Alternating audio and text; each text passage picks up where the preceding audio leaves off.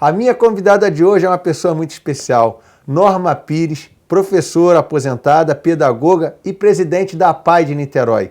O programa CDL Entrevista vai para um rápido intervalo e volta já.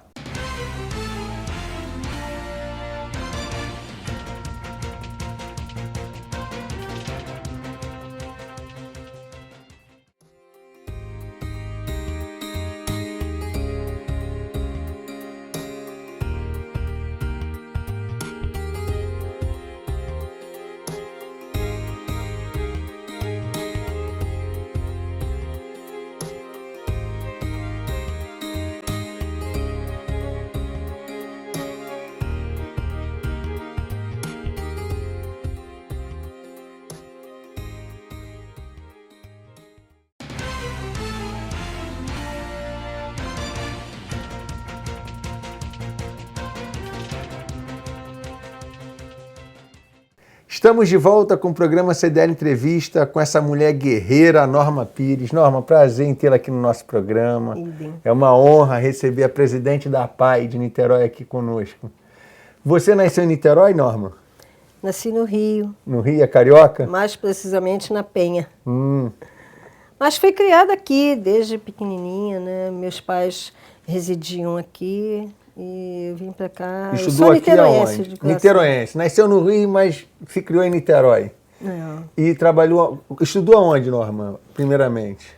Estudei, me formei em professora no IEPIC, depois eu fiz a faculdade na Universo, que na época era a ASOEC. ASOEC, né? Associação Salgado de Oliveira. Isso. Professora Marlene Salgado, um beijo para ela.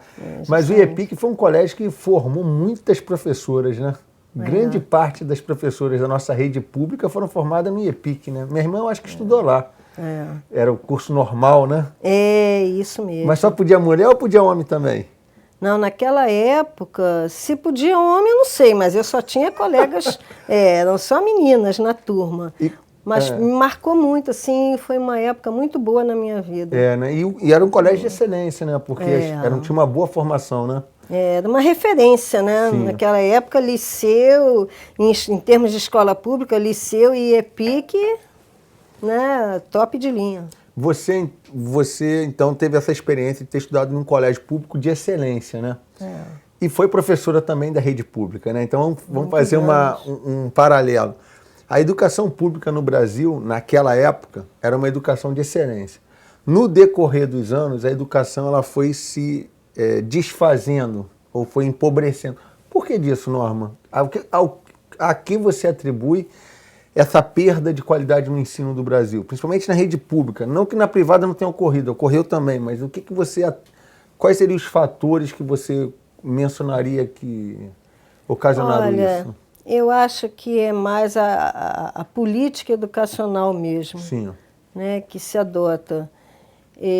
Hoje em dia você vê, assim, existe empenho por parte dos professores, não é? Mas existe uma política de governo que, a meu ver, é muito paternalista, né, em relação a essa questão da criança na escola.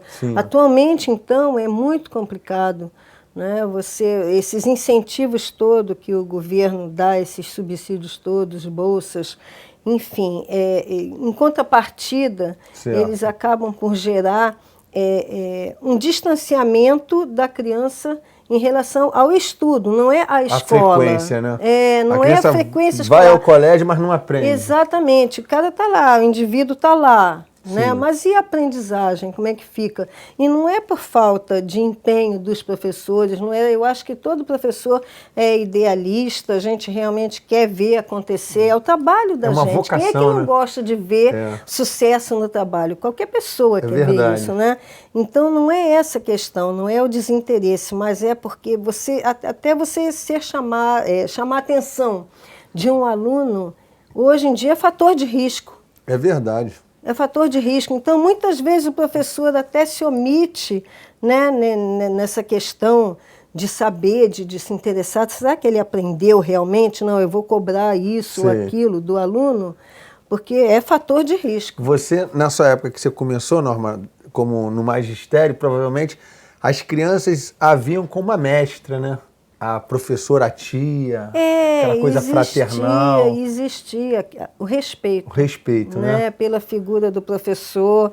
E isso também por parte do governo, não é só por parte do aluno. Ah, é? O professor também era respeitado por parte do governo, né? Hoje em dia a gente não... Hoje em dia poucas pessoas, né?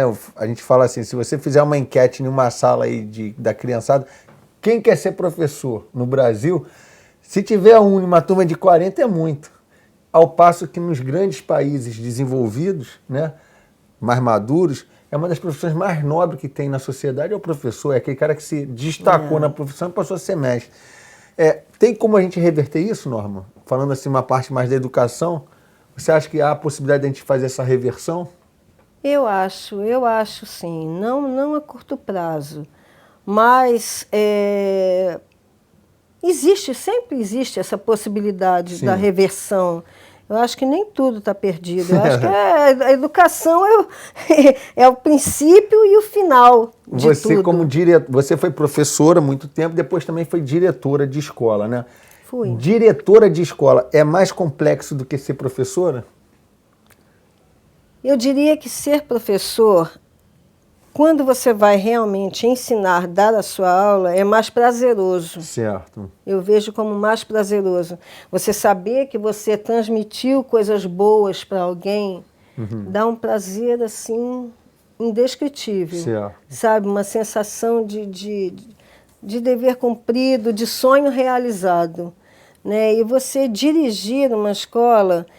É legal, é bom, mas existem tantas coisas administrativas que precisam ser feitas, tantas medidas a serem tomadas, que aquele idealismo que você tem quando na você sala de aula, né? Vai ficando meio preterido. E como é que foi a professora Norma, a diretora Norma, adentrar a APAE? Como é que foi esse link? Porque você é atual presidente da APAE de Niterói. Isso, para mim, é uma posição muito honrosa falar isso para você, porque Nossa, legal.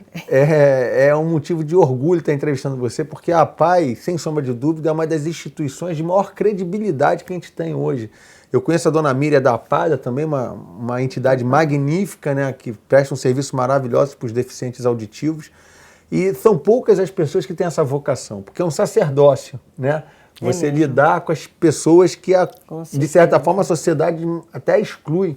E vocês amam, muito mais do que o dinheiro dos profissionais que ele trabalha, é o amor, é a causa, né? É uma coisa muito nobre. Então, como é que foi a Norma entrar na APAE? Bem, a Norma entrou na APAE porque eu tenho uma filha especial, né, que é a Soraya.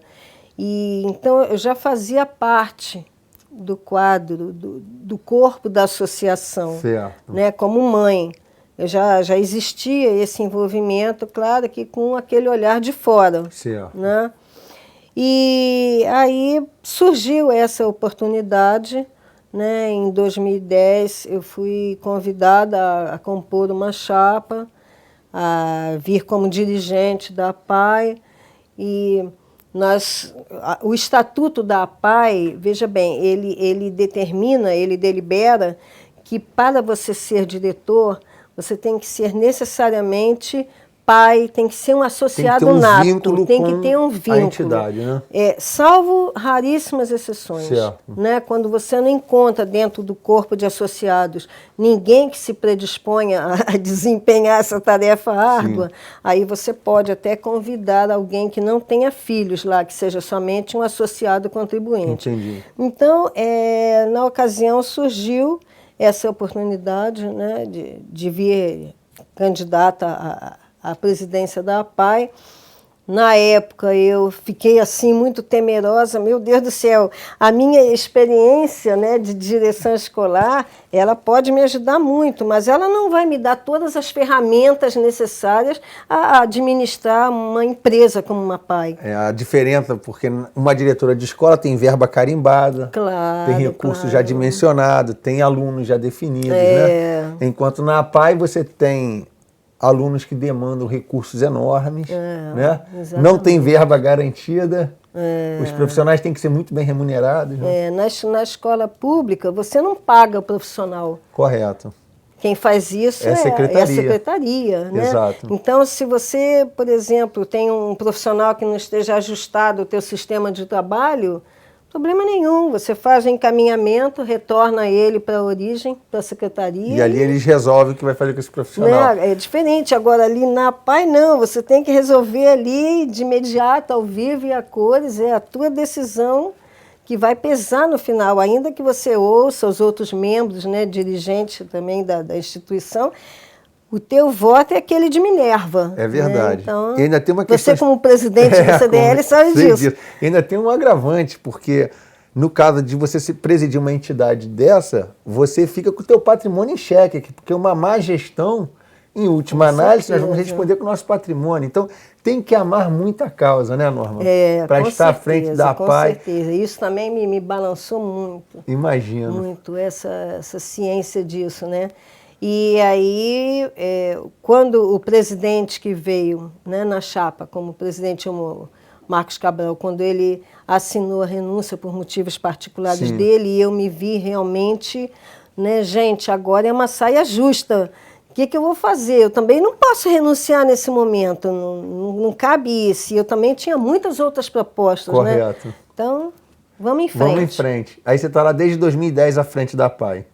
2011. 2011. Assumimos em janeiro de 2011. 2011. Norma, nós vamos dar uma paradinha aqui para o intervalo.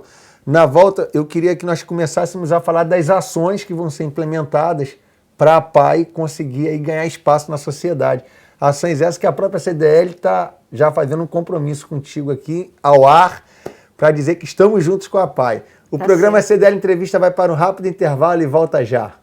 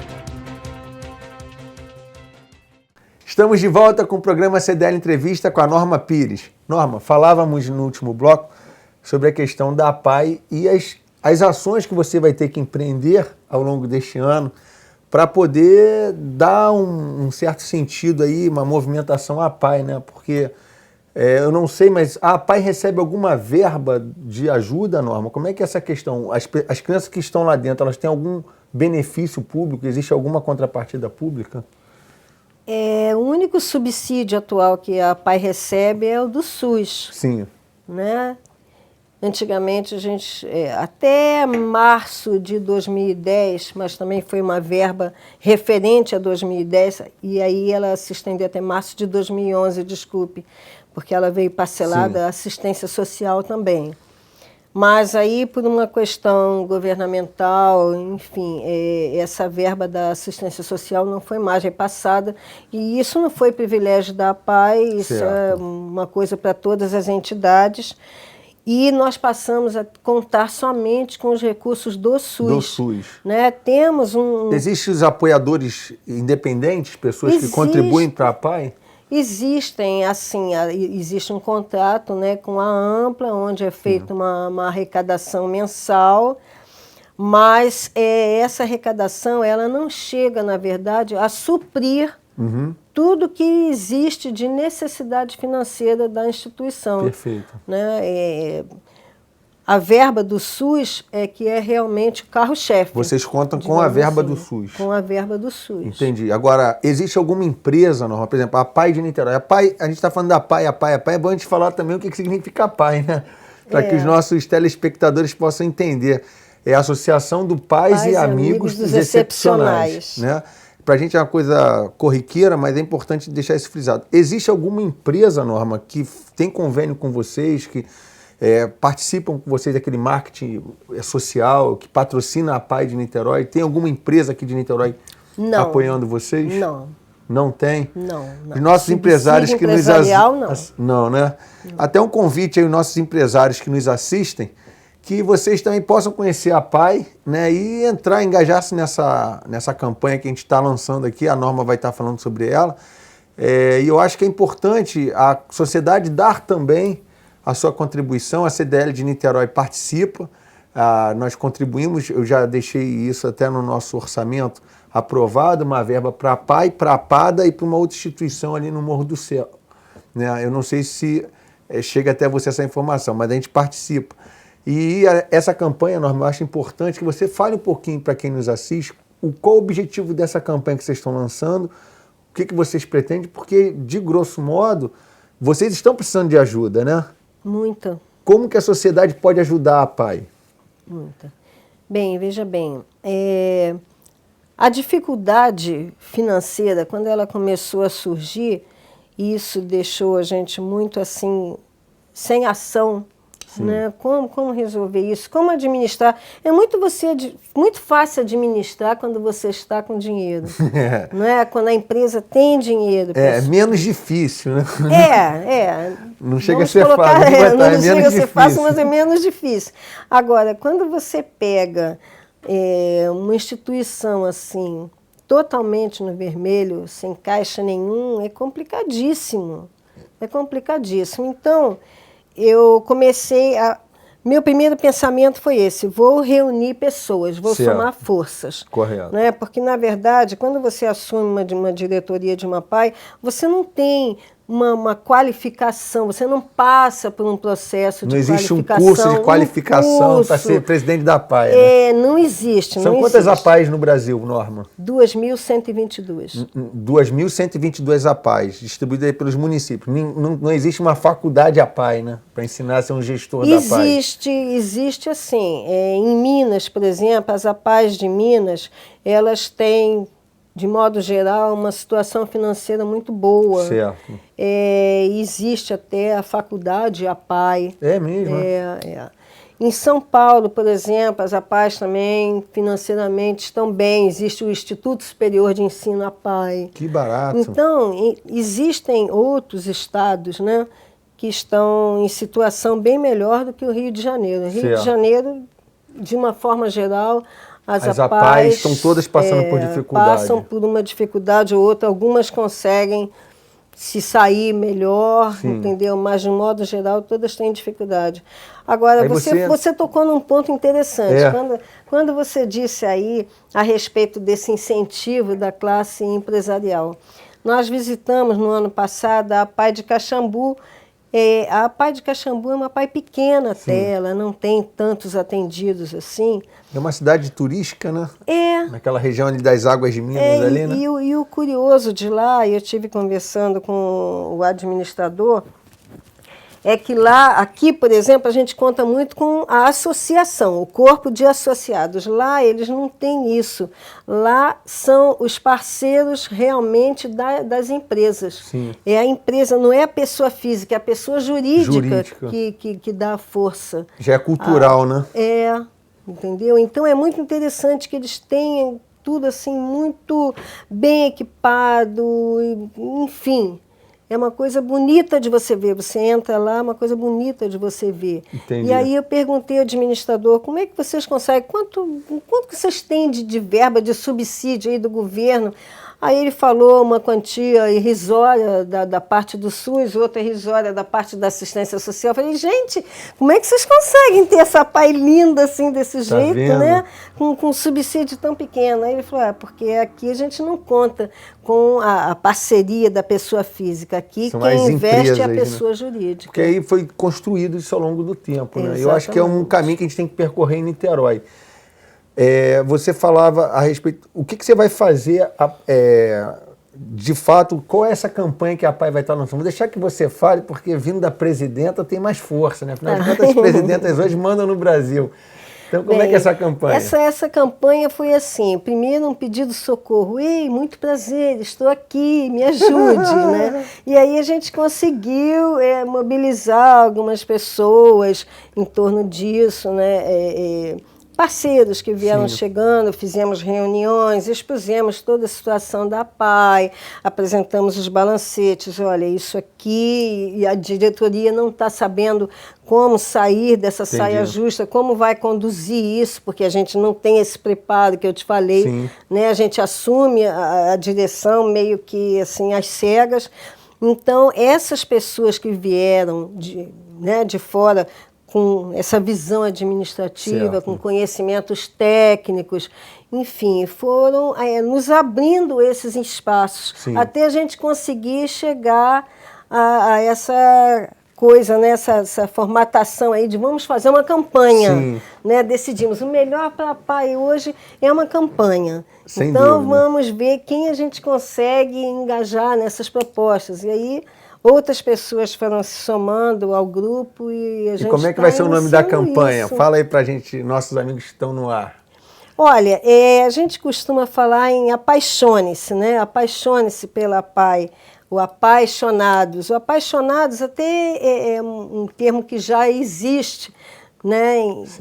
Você já viu isso em outras APAIs do Brasil, a gente já viu isso em outras APAIs do Brasil. Mas aqui em Niterói nunca houve assim uma campanha do apaixone-se. É verdade. E você realmente tem que fazer as pessoas sentirem que não é... Você ter uma deficiência não é um privilégio para ninguém. Com certeza. Não é uma opção para ninguém. E é aquela situação que eu te falei, não adianta você imaginar que a coisa vai acontecer só na casa do seu vizinho, porque um dia você pode ter isso na sua porta também. E muda radicalmente a vida, não muda nada. É uma mudança, sim, sabe, uma guinada que você tem na sua vida, quando você se dá conta tão de perto com a deficiência, né? Muitas vezes eu balancei, eu falei, meu Deus do céu, o que vai ser agora? A gente esteve literalmente com a chave na mão, sabe? Uma situação não tem conta. Hoje a gente ainda consegue assim, vislumbrar uma luzinha no fim do túnel através da campanha, através das pessoas que estão engajadas nisso, mas está sendo bastante difícil. Né? Norma, mas eu vou te dizer uma experiência própria. O Abrigo Cristo Redentor, participo lá, até mandar um beijo aí para o amigo Hélio Abicalil, né? A administração do Abrigo, eu sou muito engajado lá no Abrigo, já estive entrevistando ele aqui. E há uma força muito forte para as pessoas que fazem o bem, por intermédio das associações, como você faz, o Hélio lá com os idosos. Essas portas não se fecham. No momento certo, Deus manda a provisão e as coisas acontecem. Agora, dá trabalho, né? E é um trabalho que às vezes você pensa que não está sendo visto, mas está sendo visto. Então, eu tenho certeza que essa campanha, à medida que ela for se desenrolando, os nossos empresários que nos assistem, os nossos associados CDLs, eu quero dizer que a CDL de Niterói está entrando de cabeça nessa campanha para a gente poder dar nossa cota de participação, porque dar o dinheiro é importante, mas você se engajar em um projeto eu acho que é mais importante, né? É um projeto. Lá no Abrigo tem os almoços de quarta-feira, a última quarta-feira do mês, tem o almoço no Abrigo, lota de gente. Eu queria te incentivar também, já deixar um convite para você começar a promover os almoços lá na... Escolhe aí a terça-feira, a última terça-feira do mês e faz os almoços lá, que a gente vai vender os convites e é uma injeção de capital que entra no final do mês, já paga uma luz, já paga uma água, paga um aluguel e a gente está aí para isso. Nosso tempo está acabando e eu queria só pedir a você que falasse um pouquinho o que a PAI faz hoje com os alunos da PAI, o que eles fazem lá dentro e o que você espera fazer. Olha, a PAI, ela conta com corpo técnico, né? Sim. Nós temos 2 médicos que atuam, eram 3, mas uma médica saiu, que foi a neurologista. Sim. Nós temos clínico, psiquiatra, vários fisioterapeutas, terapeutas ocupacionais, psicólogos, pedagogos, enfim, nós temos toda uma equipe voltada para um atendimento multidisciplinar. Sim. Não é exatamente uma escola, é mais uma clínica que te dá esse suporte pedagógico. Inclusive aos pais, né? Para lidar com a situação do filho, aos pais. Né? A gente tem também especial. Serviço de odontologia, assistência social, nutrição. Então existe assim toda uma gama de uma estrutura, né? Uma estrutura que precisa ser mantida. E o que me faz assim, o que me encoraja mais a seguir adiante é quando os meus 232 filhos, que eu tenho 2, assim, uma natural, um de criação, e 230, né, que vieram de outras famílias, mas que eu tenho como se fossem meus também. Quando eles olham para mim e dizem, Norma, você não vai deixar fechar a PAI não, gente. Que barato. Olha, isso é uma força interior. O coração, né, fica pequenininho, tamanho de esmervilha, mas é o que me dá força para seguir. Dúvida, não, vamos continuar. Eu acho que é isso que Deus espera da gente. Com certeza, isso está sendo visto, não tenha dúvida. Norma, o nosso programa vai ficando por aqui. Foi um prazer imenso te entrevistar, deixar o programa aberto para você, se quiser trazer pessoas aqui para falar. E dizer que nós estamos imbuídos, eu tenho certeza que essa campanha Apaixonados, ou Apaixone, né, que vocês vão estar lançando, vai ser um sucesso. Eu tenho certeza que o Alexandre do Jornal Fluminense também vai entrar de cabeça na campanha. E nós, sem dúvida nenhuma, vamos fazer uma campanha maravilhosa para esse segundo semestre de 2013. Querida Norma, foi um prazer te entrevistar, fiquei muito honrado de ter você aqui e dizer mais uma vez, você é uma mulher guerreira, Deus é contigo. Muito obrigada pela oportunidade. Tá bom, o programa CDL Entrevista vai ficando por aqui. Até a próxima semana com mais um convidado especial para vocês. Até lá!